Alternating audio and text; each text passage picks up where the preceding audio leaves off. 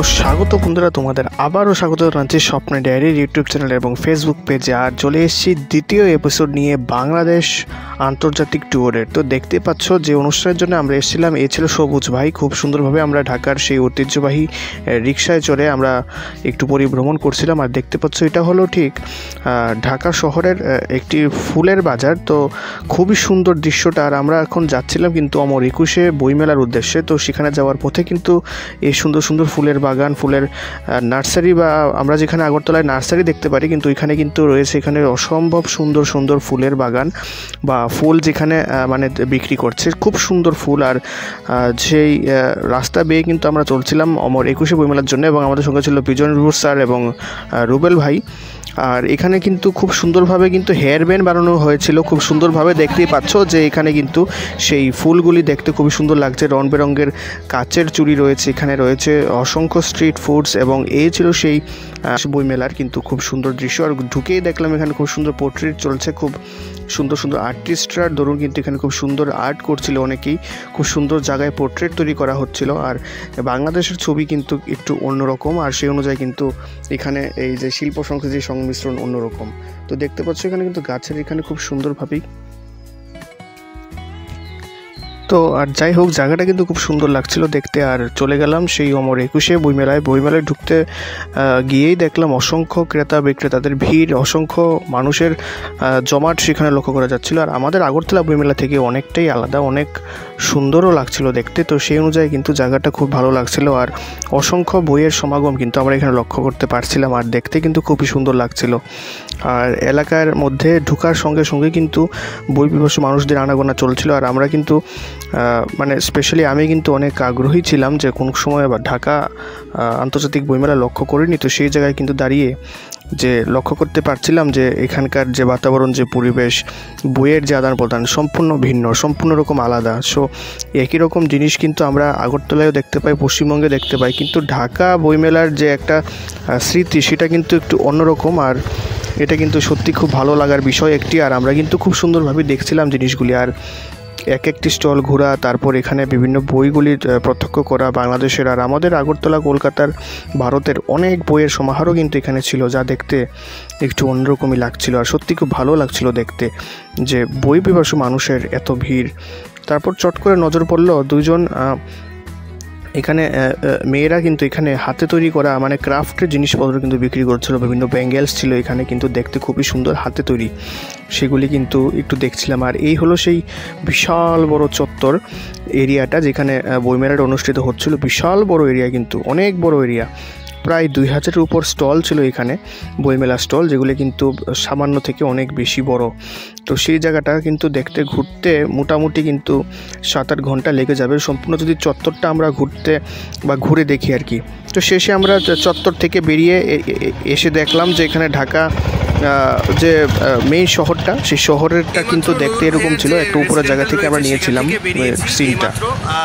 Main অনুষ্ঠানে যাওয়ার উদ্দেশ্য, কিন্তু এখন সময় বাকি আছে, তার জন্যে আমরা একটু শহীদ মিনার যাব। যেহেতু 21শে ফেব্রুয়ারি সামনে রয়েছে, দুর্ভাগ্য আমাদের যে 21 তারিখ থাকাটা হচ্ছে না, কিন্তু যতটুকু সম্ভব আজকে একটু ঘুরে যাব। এর আগেও যখন এসেছিলাম ঘুরেছি, ওই জায়গাটা একটু অন্যরকম, তাই যাওয়ার খুব ইচ্ছে। তাই একবার ঘুরে আসবার, দেখি কোথায় যাওয়া যায় আজকের এই 2 ঘন্টা সময়ের মধ্যে।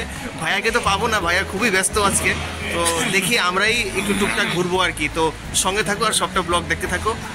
আই হোপ তোমাদের সবার ভালো লাগবে। দেখতে থাকো স্বপ্নের ডায়েরি।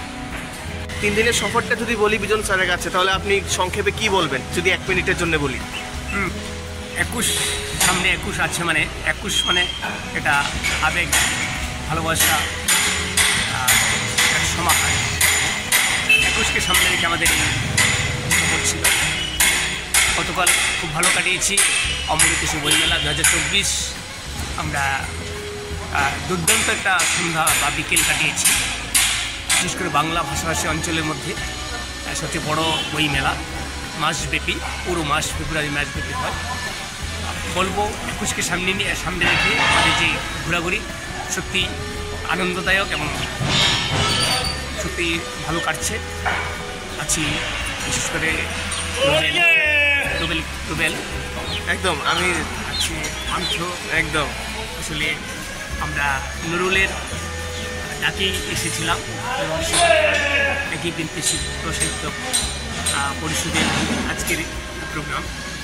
তো গতদিন আমরা বিভিন্ন স্টলে ঘুরেছি, স্টল যারা ওদের সঙ্গে বিভিন্ন বিষয়ে মত বিনিময় করেছি, বই কেমন চলছে, কেনাবেচা কী চলছে কথা বলেছি। গত কয়েক বছর থেকে এই বছর অনেকটা ওদের ব্যবসায়িক দিকটাও ভালো যাচ্ছে, অনেক ক্রেতা এসছে, অনেক ভিড় হয়েছে বইমেলায়, অনেক প্রোগ্রাম চলছে, আর সব দিক মিলিয়ে একটা দারুণ সফর। অসংখ্য ধন্যবাদ। আসলে আমরা এসেছিলাম গতকালকেই, আজকে 18 তারিখ আমাদের মূল অনুষ্ঠান। তো সেই নিরিখে 3 দিনের সফর, ছোট্ট একটা সফরের জন্য আমরা এসেছি, কিন্তু এই ছোট সফরটা যেন অনেক দীর্ঘায়িত লাগছে আনন্দের কারণে আর কি। আর সেই সঙ্গে বিজন বোস স্যারকে আমরা সবাই চিনি, সবাই জানি, তো সেই অনুযায়ী এসেছি ওনার সঙ্গে, আরেকটু মজা হচ্ছে। আর সঙ্গে রয়েছে আমাদের মোহাম্মদ রুবেল ভাই, আপনারা সবাই চেনেন, রাজ্যের এখন আলো লেখক, এবং সেই অনুযায়ী কিন্তু আমরা খুব খুশি হয়েছি যে আমরা এই 3 জন বা 4 জন, সুচিত্রা ম্যাম আমাদের সঙ্গে রয়েছে, ওনার সঙ্গে কথা বলবো। কিন্তু আমি রুবেল ভাই থেকে জেনে নেব আজকের 18 তারিখের অনুষ্ঠান। আর একটা মোস্ট এক্সাইটিং নিউজ, এটা আমি রুবেল ভাইয়ের প্রথম বাংলাদেশ সফর, সম্ভবত পরিণত বয়সের প্রথম বড় সফর নাকি? আমি একটু বলতে জিজ্ঞেস করতে চাচ্ছি কীরকম লাগছে এখানে এসে। আসলে বাংলা ভাষাভাষী মানুষের মধ্যে একটা ব্যাপক আন্তরিকতা থাকে। আমি অত্যধিক ভীষণ ভালোবাসি, তার মানে অন্য ভাষার মানুষদের ভালোবাসি না বিষয়টা এমন না। আসলে নিজের মাকে যেরকম করে দেখি, বাংলা ভাষাটাকেও সেরকম করেই দেখি, এবং বাংলা ভাষাভাষী মানুষকে আমি ততটাই ভালোবাসি। সেই সুবাদে বাংলাদেশ আমার একটা ফুসফুস, মানে হৃদয়ের 2টা খণ্ড যদি বলা হয়, একটা ভারত আর একটা বাংলাদেশ, এরকম আমি ধরে নিই সাধারণত। তো সেই জায়গায় দাঁড়িয়ে আমার এই মানে এই হৃদয়ের একটা খণ্ডের মধ্যে এসে অবশ্যই আমার ভালো লাগছে, এবং ভীষণ ভালো লাগছে। এনাদের আন্তরিকতা, ভালোবাসা ভীষণ রকম আমাকে আপ্লুত করছে।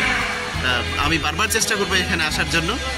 সকলকে ধন্যবাদ, ভালো থাকবেন। অসংখ্য ধন্যবাদ রুবেল ভাইকে। আমাদের গাড়ি চলে আসছে, বাকি কথাটা আমরা একটু পরেই কন্টিনিউ করছি মেন অনুষ্ঠানে গিয়ে। তো সঙ্গে থাকুন, দেখতে থাকুন স্বপ্নের ডায়েরি। তো ভিডিওটা বড় হয়ে যাচ্ছে, তাই দ্বিতীয় এপিসোড এখানেই শেষ করছি। আশা করি তোমাদের ভালো লেগেছে। যদি ভালো লেগে থাকে অসংখ্য ধন্যবাদ জানাই যারা যারা দেখেছো সম্পূর্ণ ব্লগটা। আর ভালো লাগে একটি সাবস্ক্রাইব করে দেবে, একটি লাইক, একটু শেয়ার অবশ্যই করে দেবে। আর তৃতীয় এপিসোড নিয়ে খুব শীঘ্রই আসছি স্বপ্নের ডায়েরিতে। আর বাংলাদেশ সফরটা কিন্তু সবটাই তুলে ধরছি, আবারও দ্বিতীয়বারের মতো আমাদের এই বাংলাদেশ সফরটা।